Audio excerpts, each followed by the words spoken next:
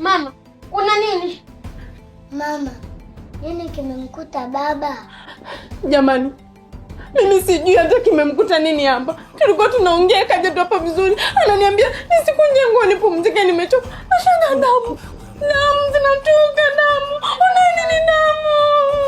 Mungu wangu. Kimemkuta nini kaka? Kaka hawezi kufa kirahisi. Hawezi kufa sasa hivi bila kupitia kwenye maumivu. Lazima ateseke. Kufa atakufa, lakini kwa muda huu bado anatakiwa kuishi.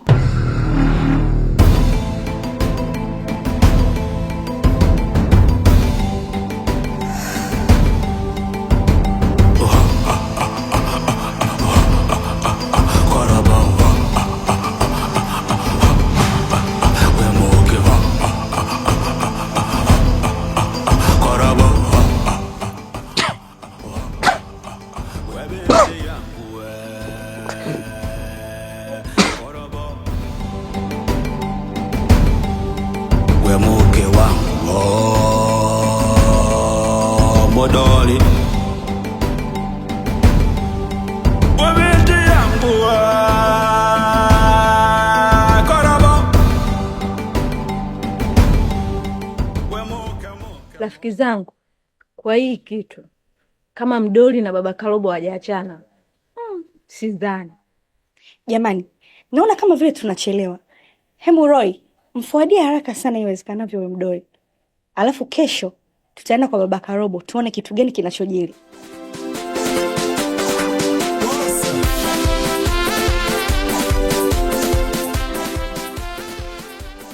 Hebu mfuadie huyo Mdoli sasa hivi. Mshenzi wa tabia mmoja huyo. Unguru mweusi.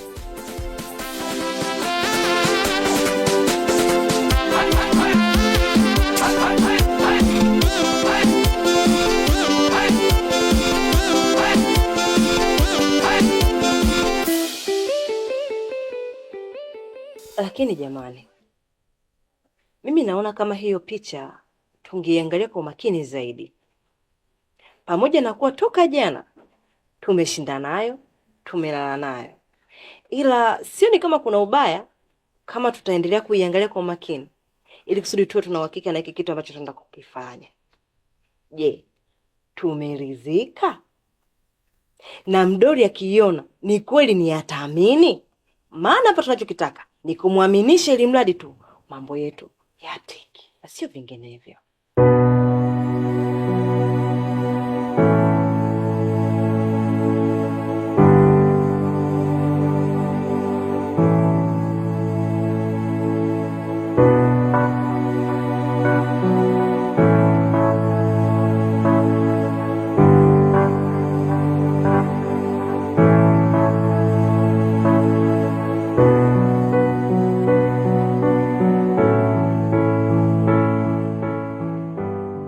Hii picha akiona Mdoli lazima ataamini kama ni mpenzi wa baba Karobo. Hebu mfuadie.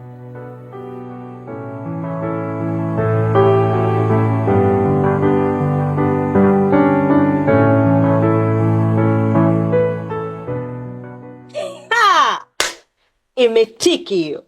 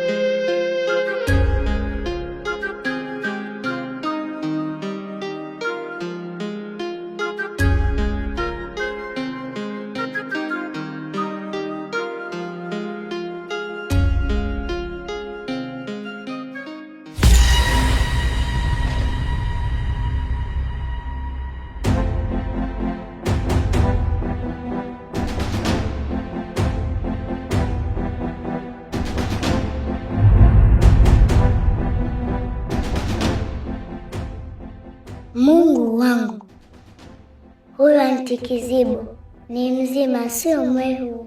Sasa hapa nifanyeje? Karobo aliniambia tumrekodi. Ngoja nikachukua iPad yangu.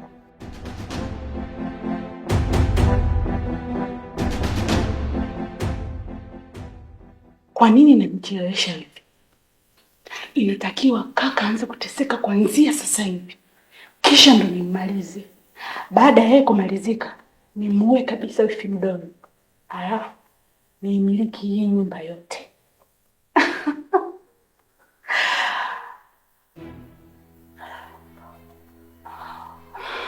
Ngoja nitafurahisha.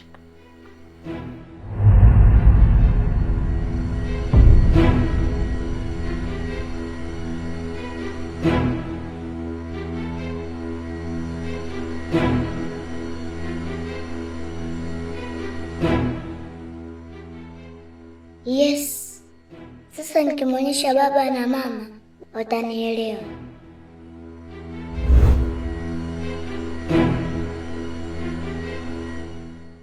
Babe, ina maana bado unaendelea kubeti? Hapana. Siku hizi sifanyi kabisa michezo ya kubahatisha. Kwa hiyo hapo unafanyaje? Marafiki, angalieni hii hapa. Kwa muda wa mwaka mzima nimekuwa nikipoteza pesa zangu mpaka nilipokutana na Jamson mambo yakabadilika. Jamson ni mfanyabiashara mkubwa ambaye amebuni software ya AI ambayo inatabiri mwelekeo mzuri wa soko la Forex. Jamson alinipa nafasi ya kujaribu programu yake, na bila kutarajia nikaanza kupata faida nzuri na za uhakika kabisa. Kwa hiyo marafiki, ngoja niwaoneshe jinsi hii software inavyofanya kazi kwa uhakika. Na hivi sasa ninafanya trade ya euro na USD. Kwa kuwa software inaonesha soko la kupanda, na bonyeza up huku nikianza na dola 18. Boom! Trade ya kwanza tu nimepata faida ya dola 36. Twende tena. Njia ni ile ile. Euro na USD bado inaonesha mshale wa kupanda. Safari hii nitaweka dola 57. Twende tena. Ushindi mwingine wa dola 110 ni ndani ya dakika chache. Tena usahihi ni wa hali ya juu kabisa. Ndani ya dakika chache tu dola 127 tayari zimeshaingizwa. Sasa basi, kwa ajili ya subscribers wangu pekee, Jamson anashiriki software yake bure kabisa, tena kwa muda mfupi tu. Unachotakiwa kufanya, fuata linki iliyoko kwenye description, kisha bonyeza neno start, kisha umtumie ujumbe Jamson, kisha ufate maelekezo ili uweze kuipata hiyo software. Usipoteze nafasi hii. Na kama linki kwenye description haifunguki, tafadhali install VPN yoyote ya bure. Tafuta nchi ambao kuna Telegram, kisha mtafute Jamson. Baada ya kuinstall hiyo VPN, ifate linki tena, hapo itakuwa inafanya kazi. Kwa mfano, ukiwa Kenya, Kongo, Nigeria, kokote pale duniani, install VPN ya bure, kisha fata linki ya Jamson.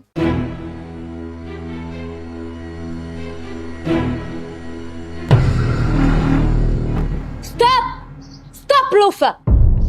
Lufa, nakuchukia. Tena nakuchukia sana Lufa. Lufa, wewe ndio chanzo mpaka sasa hivi sielewani na mume wangu Fasheni. Naomba unisikilize vizuri. Sitaki mazungumzo na wewe, na wala sitaki unisogelee.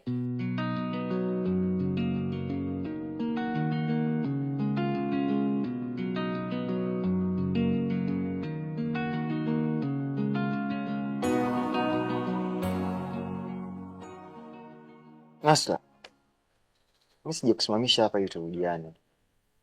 La hasha. Lakini wewe unajua mimi na wewe tunafanyana kitambo.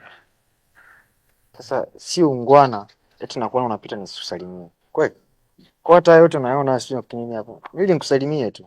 Hamna kichote. Lufa, unajua kwa nini sitaki kuzungumza na wewe?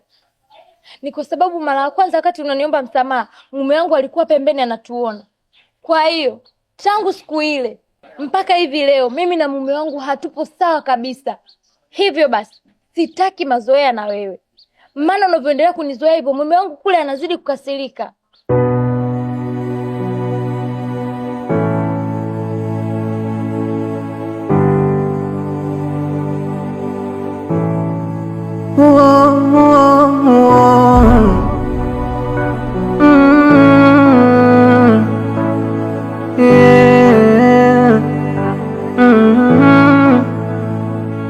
I am mapenzi yanaweza fanya ukakosa furaha. Mimi sio mgomvi wako Nasra. Ni kweli nikupenda sana. Lakini mimi naomba mimi nisiwe chanzo cha wewe na mmeo kuishi vibaya. Na hapo nilipo nafikiri nipo kwenye hatua za kutafuta mwenza ambaye atanifanya kidogo niwe busy na upande huu kidogo mapenzi. Lakini swala la kwamba wewe unapita tunakutana afu niache kusalimia. Hiyo siwezi kusema kweli. Sio fair kwanza. Ili ya enjoy dunia. Mapenzi anekupenda siku zote, hata umuudhi kwa lengo la kumwacha, hawezi kukuacha. Nasra hana hata kujitetea juu ya hili. Maskini Fasheni, sina bahati na mapenzi mimi. Bora niondoke. Nikiendelea kubaki hapa, moyo wangu utazidi kuumia. It's love, haya ni mapenzi, haya ni mapenzi. It's love, haya ni mapenzi, haya ni mapenzi. It's love, haya ni mapenzi, haya ni mapenzi. It's love, haya ni mapenzi, haya ni mapenzi.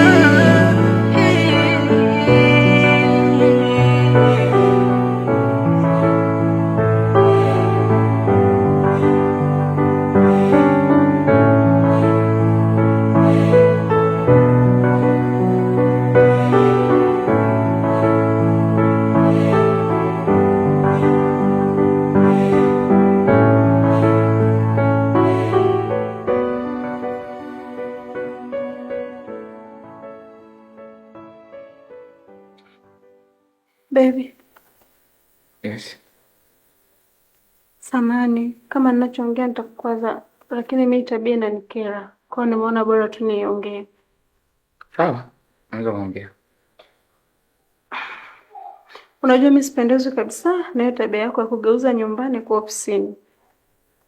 Yaani unakuta muda umerudi hapa nyumbani, ukae na mimi siku nzima sijakuona, alafu wewe tena unafika huko busy sijui na kompyuta yako sijui. Mimi nakuwa sikuelewi. Sawa. Lakini mke wangu, mbona nimefanya tu leo? Kwani siku zote huwa nafanya hivi? No, sijasema siku zote. Kwa mimi nilikuwa naomba hizi kazi zako jitahidi tu unamaliza bure ofisini. Ukija hapa ni muda wangu mimi na watoto tunakuhitaji. Baba na mama hapo pamoja sasa. Ngoja nikawaletee ile video ya Aunty Kizibo. Watanielewa tu. Basi sawa. Nimekuelewa mke wangu. Ngoja niachane na hii kazi ninayoifanya. Nahisi nitamalizia kesho kazini. Kwa ajili yako na stop. Tabasamu sasa. So namna muda wote.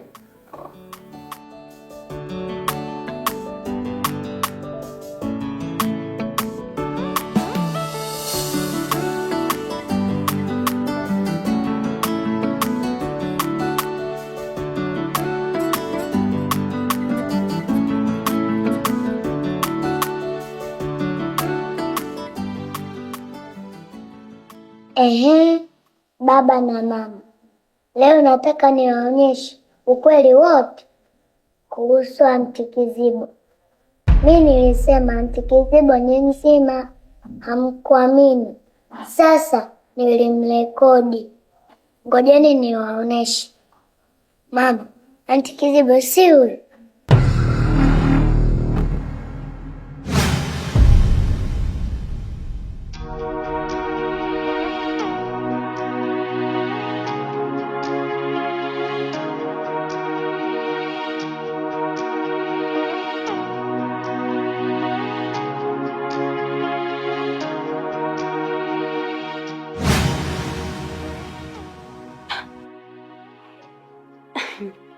John, hizi si katuni hizi?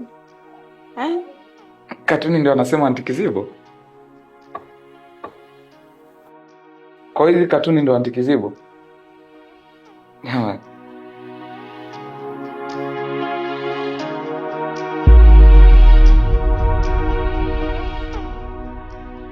Jamani, mama usi Anti Kizibo huyu jamani.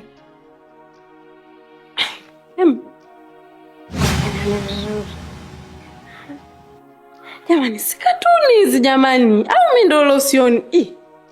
Katuni.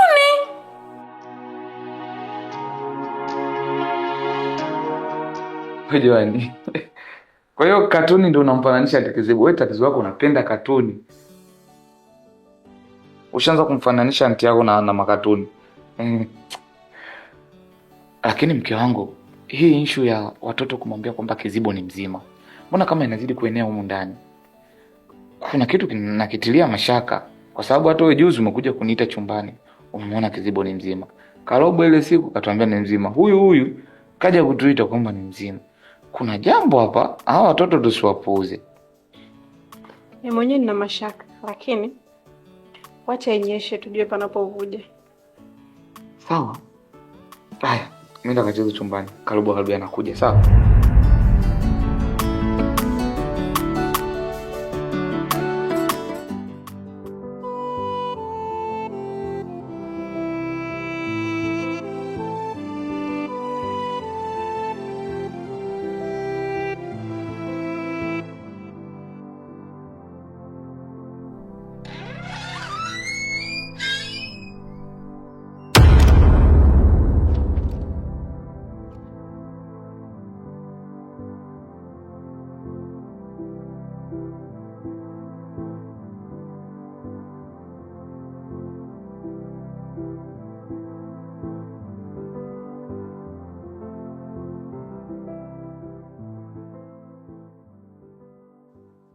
Saizi mume wangu.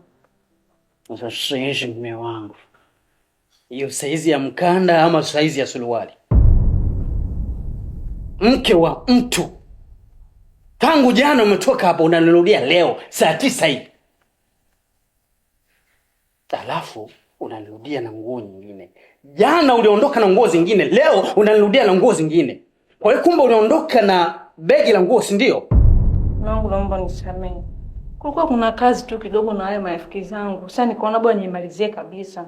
Kuliko niende nirudi. Sasa kumepo kosa langu nini? Kwa hiyo kumbe ulijipanga, si ndio? Manake ukabeba nguo zako, unajua kabisa mimi nitaenda huko nitakaa siku 3, siku 4 na ule kasabu ni jinga tu hatuniambia chochote, si ndivyo? Yaani mimi nakutana na mashoga zako wewe, nakwambia turudi nyumbani, unanikimbia mimi. Nikajua okay umenikimbia sawa, mnaweza shughuli zako kama ulivyoniambia, lakini mwisho wa siku hujarudi. Ukalala huko unanirudia leo. Tena bora hiyo asubuhi. Unasema kwamba tunaianza siku, unanirudia saa 9. Hivi mimi nimekuoa au wewe ndio umenioa mimi? Umenioa wewe mume wangu. Sasa kama mimi nimekuoa, kwa nini ufati yale ambayo mimi nayataka? Haki ya Mungu mume wangu nisamehe, hata sirudi tena. Kwanza mimi nilikuwa hata lengo langu kulala kule. Ni bahati mbaya tu. Na haitojirudia tena. Na ndio maana hata tulipokutana pale nikaamua niondoke na mashoga zangu. Nilijua nitawahi kurudi. Lakini bahati mbaya muda ulikuwa ushaenda. Kiangalia mimi mtoto wa kike na ule usiku vibaka kama wale wangenibaka je? Nikaamua nilale kule kule. Sasa je, kubaka usiku na kuwahi kubola nini? Samee bwana. Unajua Roy, nikwambie tu. Uvumilivu una kikomo. Na ikifika ukomo wa uvumilivu wangu, hii nyumba utaiona chungu Roy. La mtoto wangu kuolewa halijapoa. Unaniletea mengine. Yaani wewe umekuwa mzulula, Tanganyika mzulula. Mke wa mtu. Kwa hiyo unafanya vitu kwa maksudi, lakini solution unaona ni kuomba msamaha. Si ndio? Unaona nikimuomba msamaha, atanisamehe, ataisha na maisha yataendelea. Si ndivyo hivyo ambavyo vinavyokuwa ndani ya akili yako? Sasa Roy, ili ni onyo la mwisho nakupa. I swear ukirudia tena, hii ndoa inaenda kuvunjika vipande vipande. Waswahili wanasema ni bora kuwa na pengo kuliko kuwa na jina bovu. Sasa mume wangu, si bora hata hilo jina bovu unaweza ukalitibu kuliko kuivunja ndoa. Kwanza mimi nina wasiwasi hata umenijia na majanaba wewe. Mume wangu, janaba tena? Janaba tena. Unashindwaje kama unalala nje, unashindwaje kurudia na vijana baba? Hebu toka kwanza kabadilisha ka voice nguo zako mpumbavu mmoja. Huyo.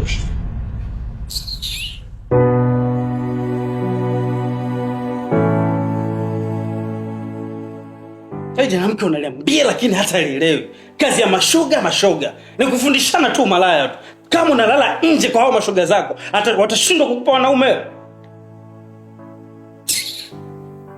Mimi nachoka kabisa Mr. Mkumbi. Nachoka. Watu wameoa wanawake wastaarabu wenye kujaelewa, lakini mimi nimeoa gumegume. Tena hata sijui nimelikotea wapi.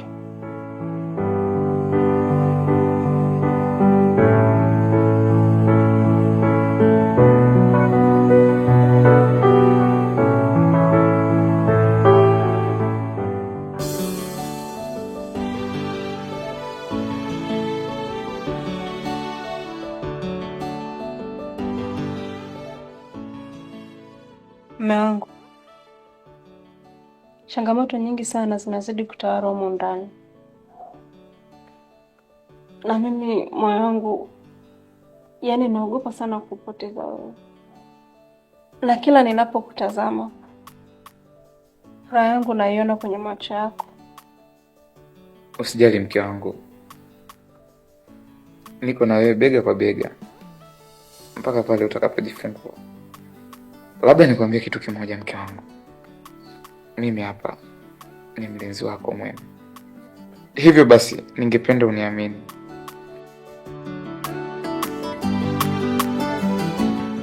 Viki shoga yangu, unajua kwamba wewe ndo namba yako haijui.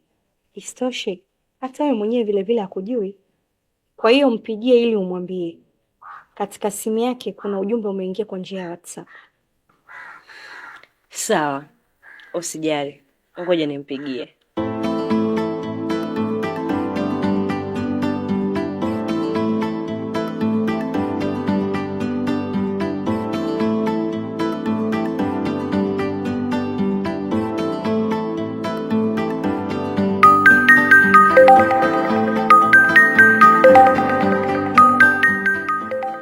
Baby, simu yako inaita.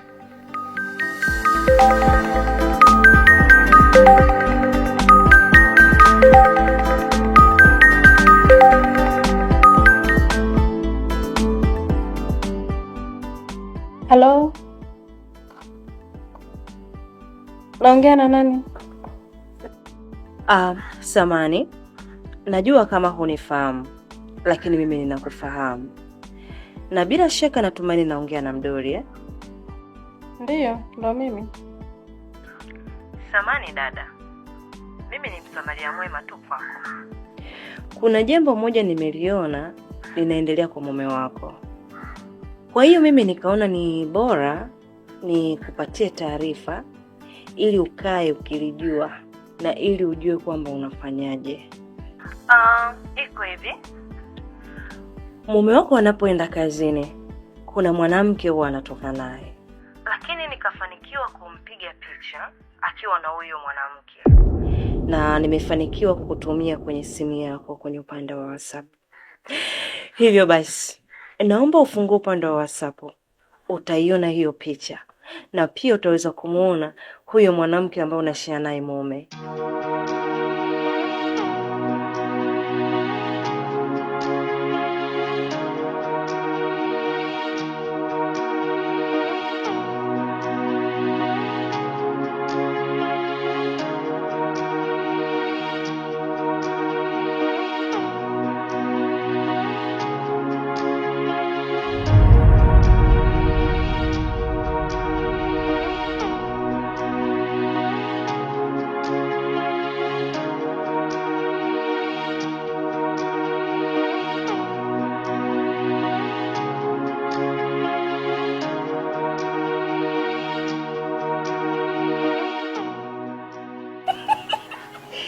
Wameachana.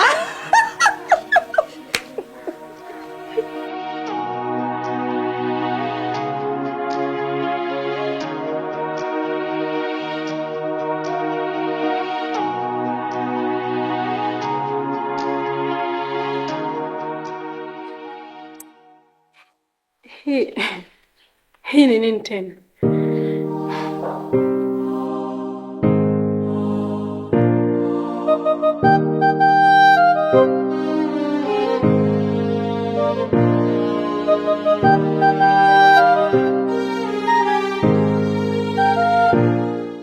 Niwakumbushe tena, Jamson anashare software yake bure. Hivyo basi, usipoteze muda. Kama unataka kipato cha haraka, bonyeza link iliyoko kwenye description, fuata maelekezo ya Jamson ili uweze kufanikiwa. Unasubiri nini?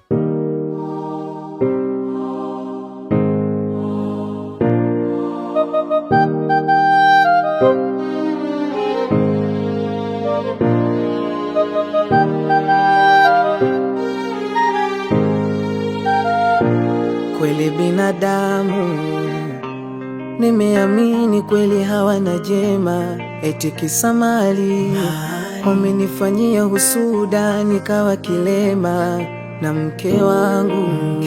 Baada maisha magumu wakaamua kwenda, nateseka na mwanangu, ila ipo siku hii hali itakuwa vyema. Unahangaika mwenyewe na muda mwingine na kunea huruma, natamani nikusaidie ila siwezi, nashindwa hata kunyanyuka. Tegemezi langu ni wewe, ila muda mwingine roho yangu inasita. Naona kwa kuwa ni mtoto wa kike, mzigo mzito sidhani katafika. Mwanangu vumilia, Mungu atatupa tena. Kama kusoma nitasoma tena. Mwanangu vumilia, Mungu atatupa tena. Umasikini utaisha mapema tu, usichoke mwanangu. Binti yangu, binti yangu, binti yangu, binti yangu. Nitapambana baba mpaka nihakikishe umepona, na wala usiwaze kusumama, nipona wewe atabariki Mola. Na wala usiwe na shaka baba, niamini naweza fanya mazito, iwe kwenye shida na raha, utakuwa na mimi, haya yote mapito. Kinachoniumiza kichwa, sijui ni lini utapona. Kama siwezi kukuambia navyojihisi, roho itakuchoma. Kinachoniumiza kichwa, sijui ni lini utapona baba. Kama siwezi kukuambia navyojihisi, roho itakuchoma. Ila nakupenda baba, baba yangu.